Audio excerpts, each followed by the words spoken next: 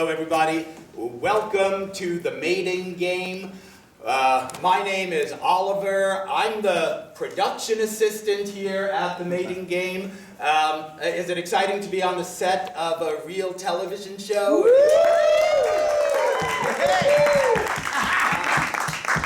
So we're very excited to have you here for today's taping of the mating game. I'll be perfectly honest with you. I'm not usually audience-facing. I'm not usually talent. I'm usually just off here in my corner where everything is safe. But you see, what we do in the television industry when we have a studio audience come in for the taping of a television show is we usually have a stand-up comedian come out and warm up the crowd. In the industry, we call that warming up the crowd, see? And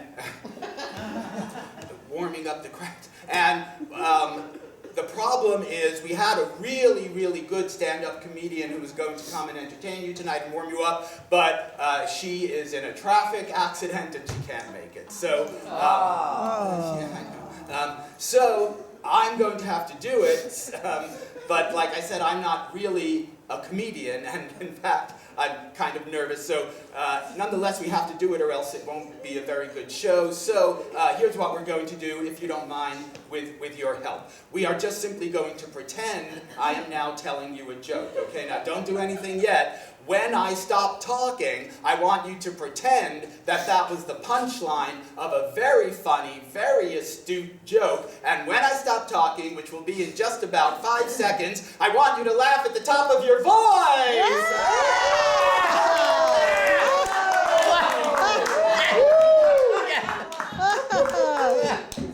Okay, thank you.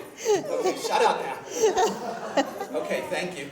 Okay, now let's pretend the stand-up comedy routine is going on, and what happens is I'm going to make like a pun, and you know a pun always gets a groan. So when I stop talking, you're going to groan as if I just made a really corny pun. But then I make a comeback line, and you laugh! Okay, you're doing really, really well. Okay. Another thing that a stand-up comedian has to be really good at is working with a heckler. So, if you don't mind, sir, when I stop talking, I just want you to shout something out at me like it's a line of heckling or something. Don't be very mean. It's not, it would hurt my feelings. Anyway, then when he says that, everyone's going to like a ooh, like he got one off on me. But then I'm going to make a big witty rejoinder, and then I get a bigger laugh than the heckler. Okay, so okay, but not yet. Okay. All right, so here we go. I'm talking, and then the heckle. Nice tie, shorty. But here's my witty rejoinder.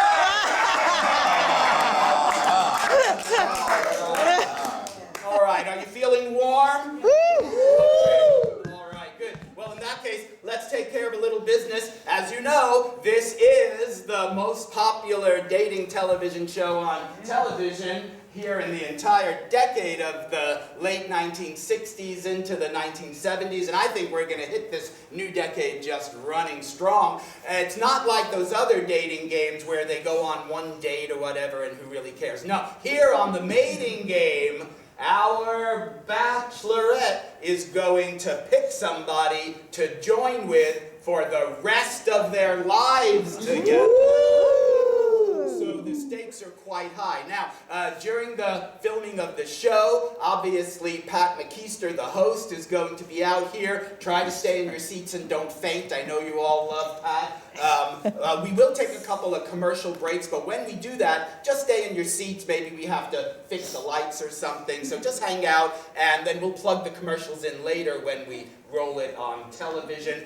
There will be one 15-minute mandated union break where we'll let you actually get up and stretch your feet and go to the restroom. There's a cash bar so you can have fun. This over here, this is our craft services table, and this is not for you. So, yeah, I know, but it's in their contract and they get to eat it. So kindly don't eat any of the food. Okay. You can have a little now. All right. I think we're ready. I know the man you've been waiting for is behind that curtain. The show's about to get set and started. My friends, sit back and enjoy this taping of the mating game in 3, 2, 1. Cue the music! Ladies and gentlemen, welcome to the Mating Game, the game show where one lucky bachelor or bachelorette gets to choose a lifelong partner from 3 wonderful contestants. Our bachelor or bachelorette will ask a series of questions in order to see who will be the lucky one to steal their heart. The grand prize will be a full May vacation to an exotic location. And now, without further ado, here's your host, Pat McKeister.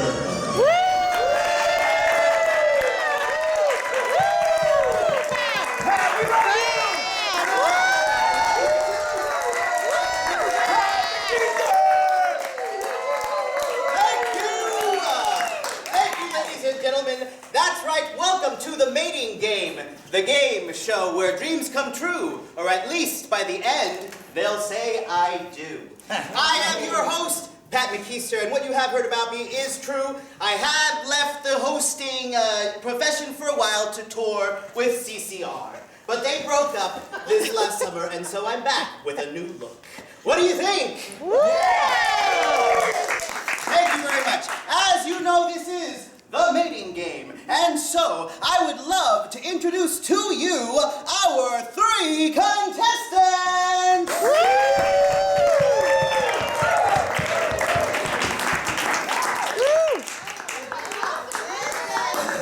Yes! Our 3 wonderful contestants. As you know, they will be competing for a Mate for Life. So give it up for those contestants! Contestant number 1 is a pastor from Salt Lake City, Utah. Give it up for Frank. Welcome, Frank. Contestant number 2 is a school bus driver from Reno, Nevada. Say hello to Henry.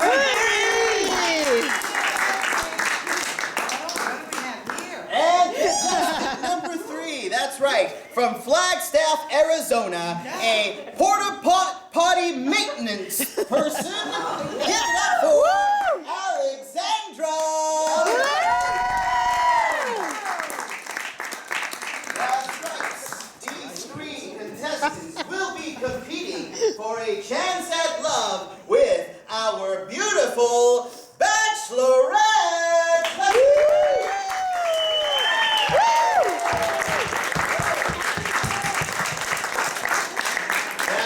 Our beautiful Bachelorette, pardon me, get here, make sure camera 2 can see you there. Our beautiful Bachelorette is a ballroom dancing teacher from Billings, Montana. Hello, Stephanie. Stephanie! How do you feel tonight, Stephanie? You look very excited. I'm so excited, and I just fell in love with all 3 of you. Oh, not so fast. You will have to choose. Go ahead and take a seat. This is going to be so hard. That is the point of the game. That's right. Thank you so much for this. Wonderful. So, as you know, we are going right to, we're going to jump right into the first round, which is the getting to know you round. Imagine this is a first date, and you can have 1 or 2 questions for each contestant only. Keep your answers brief. Remember, you want to make a good impression. Okay. Well, contestant number 1, it's our first date. All right. And you get to pick where we go. Wow. Well, I'd take you out on one of my guided tours into the desert. You see, I'm a pastor, and I'm a pastor in the Universal Crystal Church of Greater Utah. And I'd take you out into a spiritual journey, and together we'd look at the red painted rocks and discover our spirit animals. What would your spirit animal be? Oh, I'm a wolf. Wolf on the prowl. Groovy, baby. Contestant number 2, where would you take me? Well, on my bus route, there's this really lovely overlook. It looks over Reno, Nevada. Just as the sun sets over the mountains, you can see the the casino lights start to sparkle. And I take you up there and I slip an arm around you and a martini in the other arm. And then I honk that bus horn, baby. How many times would you honk it? As many times as your eardrums can handle. Seems like the destination of this bus is love. Contestant number 3, same Yes. question. Where would Well. you take me? I would take you to one of my favorite spots, and that is the high overlook, where you can see all of the porta potties laid out below. It's a fantastic view. I think I'd take you there at sunset, and we'd watch the sun dip slowly behind the porta potties. That's so beautiful. Oh, yeah. It's like Stonehenge, only it's porta potties. I arrange them in circles. I have them aligned with the solstice. Beautiful. If I had to use the porta potty and my keys fell in, what would you do? Well, that's happened a lot, actually. So I have a special device. It's got a magnetized hook, and I would use that up to get your keys out. The cleaning would be up to you. You know what they say? Beauty is in the nostrils of the smeller. All right, wonderful. Well, as you know, we are just past our first round, and it is time to take our first commercial break. Don't change those channels. Come on back for this chance at love.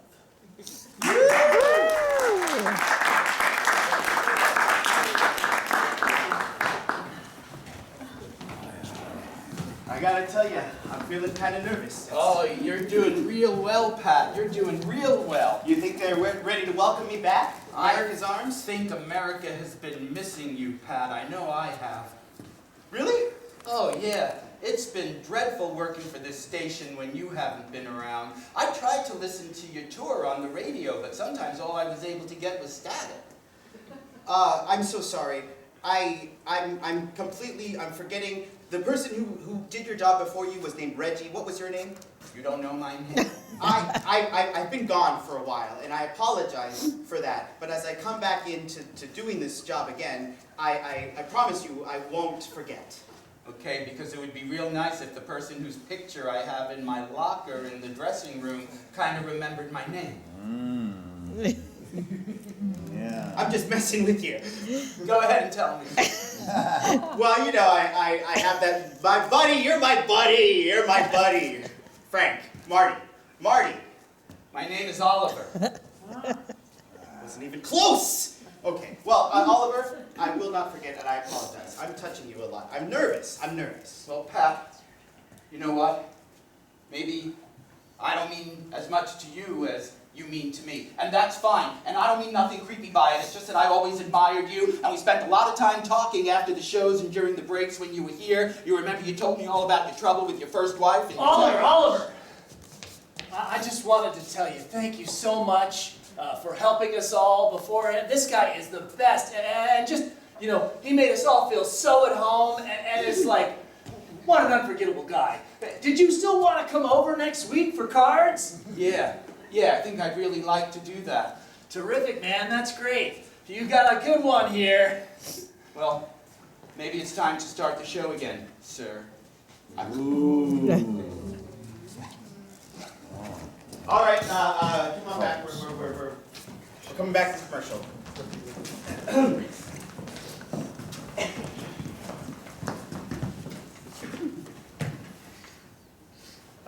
Ollie, can you count us back It's in? Oliver. Ollie.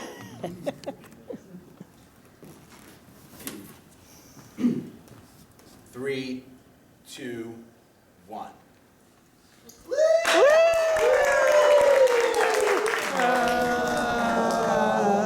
Oh, yes, that commercial was very sad, that played right before, but now we're back to the mating game!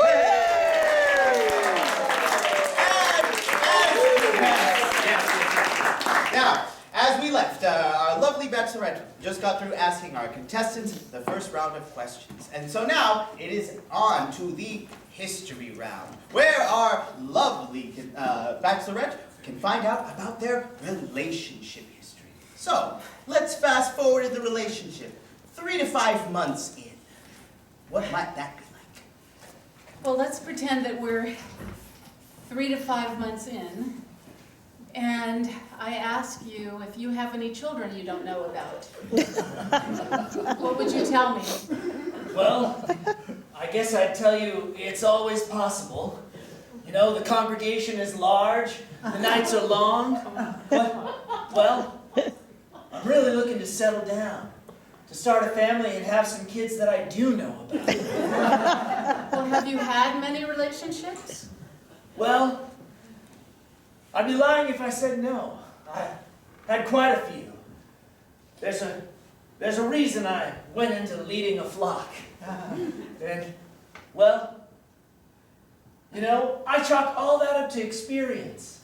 But when you look up in the night sky and you realize that we're all just tiny parts of a great machine, whirling our way like a tumbleweed in the desert, you know, you realize that, well, the past, it's all behind us, Mama. We gotta just keep rolling forward. Well, how many people are in your flock? Oh, well, in the Universal Crystal Life Church of Greater Utah, well, we've got a devoted in-home following of 30 to 50 people, and our mail order catalog is extended to well over 2,000 worldwide. So was there ever anyone special, or did you think they were all special? Well, of course, every one of my followers is incredibly special to me. But there's no one true partner that I've had ever. I guess you could say I've never been in love. What? That's right, ladies and gentlemen. We have a surprise guest. Moonbeam! You told me you were in love with me, that I was your special someone. What are you doing here? Well, I'm your follower. I followed you. Wow, I meant that more metaphorically. Well, of course, Moonbeam, let me, can we talk over here for a minute? Of course, you're very special to me. You were my very first follower in the church. I shared with you some of my most special crystals. Yes, you did, and I've devoted my life to you, and I will continue to do so.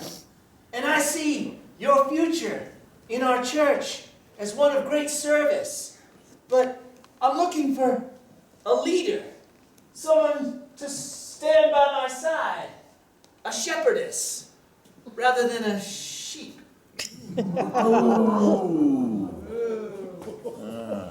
But peace be with you. I'm glad you're here. You're nothing but a phony. What are you talking about? You told me I was your shepherdess. You told me. Watch out for him, he's a liar. But I still love you. I still love you. To be frank, that was rough to watch. How do you feel after seeing that? Uncomfortable? And what about that made you uncomfortable specifically? All of it. I'm sorry, contestant number 1, it's looking a little rough. Contestant number 2. We've been dating now for 5 months. Wow. And we're hanging out at your house. And I ask you if you like this dress on me. Would you lie or tell the truth? I tell the truth. And what would that be? I like it better on the floor.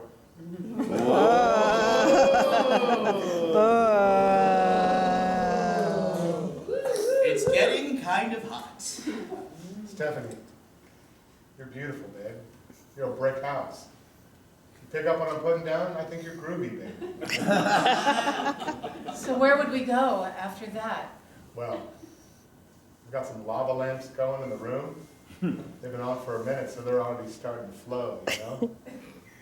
We've got a beaded curtain, with some incense burning just behind it. And I've got a groovy Yardbirds record playing. I think you know what I'm talking about. You're making me feel like I'm the Partridge Family because I think I love you. So is there anything that you don't like about me? I mean, we're starting our honeymoon phase, you know? Tell me a little bit about yourself. Like, what's your history? Like, what brought you to the show? I was looking for love Me too. in all the wrong places. Looking for love, yeah. So I came here because everybody I had met before just wasn't right for me. I didn't feel it. I'd tell you as we were laying next together post-coitally that I've really only ever been in love once. And who was that? Her name was Diane. What happened to Diane? She got hit by a bus. Not my bus, not my bus. There was an investigation, but I was on the other side of town. But that was right after she broke up with me. She broke my heart. She said that I didn't have enough, go-getter attitude with me. I'm just not the kind of guy to go out there and chase after the almighty dollar. I like the hours that I work, and I like driving kids around. You know, the little faces light up when you take them on a field trip. You ever seen a packed bus full of third graders when you're going to the zoo? Oh, the Reno Zoo is something to see. Chimpanzees, they don't even throw poop at you. Who knew the biggest little city in the world had such a wonderful zoo? Go ahead and move on to contestant number 3. We've got plenty of game show left for the two of you to connect. Contestant number 3. We've been dating now for 5 months as well. And you discover that I have this annoying habit when I'm nervous that I just keep talking and talking and talking, and I don't stop, and I'm not talking about anything. How do you tell me that it bothers you? That's a new one. You know, I've actually never been with anyone that did that much talking, and frankly, it's kind of refreshing. I don't know if I would want to shut you up. I mean, I like hearing blah, blah, blah. It's kind of like, it's relaxing. Blah, blah, blah, blah. And so, It sounds like you have experience with that. Tell me about that. well, let's see, the last serious relationship I was in with Pat. Yes, Pat had a head injury. I was hoping this wouldn't come up. I couldn't smell very well. And that worked out pretty well for us. Because at that time I was hands-on at work. And it's hard to shake that odor when you get home after a long, hard day. But Pat, after a while, had some therapy, got his olfactory senses back. Things didn't work out, so that ended.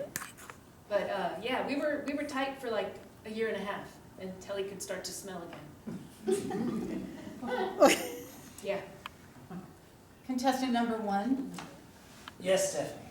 I want to get married. What wedding vow would you eliminate? Out of the traditional wedding vows, Yes. well, we can strike serve and obey right out of there. Because I plan to be fully equal with you. I wouldn't hang that on you. I'm not going to tell you what to do. That's what I have my followers for. What wedding vow would you add, untraditionally? I would add that every day I will care for you like a desert flower. Because your dress reminds me of a gorgeous desert flower in the pale moonlight. Why, it's amazing. You know, Stephanie, I can tell you've got an open mind. I mean, just look at the contestants. You know, you're very free. I can just sense this about people. And, well, if you came to live with me in Salt Lake City and took those trips to the desert, well, we would just be free and open together. And that's what I can always promise you.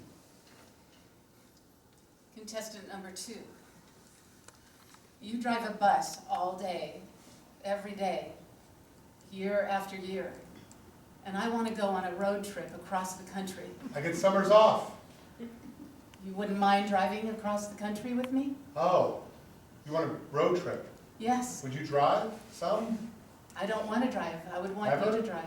Okay. I don't have a driver's license. That's weird that you want to go on a road trip without a driver's license, right? I want to see the country, and the best you can see is when you're on the road like So that. you want a chauffeur then, not a partner? Drive you around. Well, I would want you to drive me and talk to me and... Entertain you like some little dancing monkey too? Bachelorette, perhaps it's time for you to look inward.